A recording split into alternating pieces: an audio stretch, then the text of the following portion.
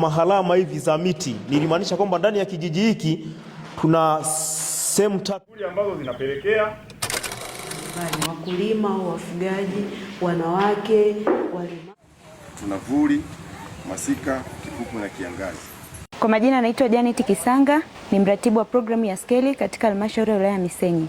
Halmashauri ya wilaya ya Misenyi ni moja kati ya wilaya 54 hapa Tanzania bara zilizobahatika kupata programu ya Skeli. Kwa wale wasiofahamu, programu ya Skeli hii ni programu inayowezesha jamii katika kukabiliana na athari za mabadiliko ya tabia ya nchi. Mpaka sasa hivi wilaya yetu ya Misenyi tumeshaanza kutekeleza programu hii katika kata 5 ambazo hiyo ni sasa na moja ya 3 kati ya kata 15 zinazoathiriwa na mabadiliko ya tabia nchi. Kata hizo ni pamoja na Kakunyu, Mtukula, Nsunga, Kasambia na Kiaka. Shughuli ambazo tunaenda kuzitekeleza katika kata na vijiji ni pamoja na maandalizi ya jamii, kuwezesha jamii kujua ni nini chanzo, ni zipi sababu zinazopelekea mabadiliko ya tabia ya nchi, ni athari zipi wanazozipata zinazosababishwa na mabadiliko ya tabia ya nchi, na je, wanaweza kufanya nini ili waweze kuendelea na shughuli zao za kila siku licha ya uwepo wa mabadiliko ya tabia ya nchi, na watawezaje kupunguza hizo athari za mabadiliko ya tabia ya nchi. Kwa hiyo tumezunguka katika hizo kata, tukaenda kuwafundisha wananchi, lakini mbali na hapo pia wananchi wenyewe wameweza kuibua jitihada zao ni namna gani wataweza kukabiliana na mabadiliko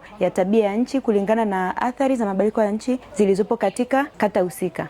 Faida ya programu hii itawezesha jamii katika kukabiliana na athari za mabadiliko ya tabia ya nchi. Mbali na hapo, itaongeza kipato cha mtu mmoja mmoja kupitia hizo jitihada, kwa maana tumewafundisha wanajamii, tumewahusisha anzia kuibua mshajua changamoto zao ni nini katika kupanga mipango, lakini na swala lazima la utekelezaji litafanywa na wanajamii wenyewe. Kwa mwisho wa siku tunategemea ile jamii iwe na uwezo wa kujisimamia. Tuseme hata kama programu ikaisha leo, wanajamii wanaweza kujisimamia wenyewe na kuweza kuendeleza na kusimamia ile jitihada ambayo wameibua. Kwa hiyo hii itawasaidia wao kuweza kujiongezea kipato, lakini pia kusimamia zile jitihada ambazo wameziibua. Mbali na hivyo, tumeweza kushirikisha makundi mbalimbali. Kuna ile makundi maalum, kwa mfano kuna watu wenye ulemavu, tumewashirikisha na wenyewe waweze kujua ni athari gani zinazowakumba wao kama walemavu zinazosababishwa na mabadiliko ya tabia ya nchi.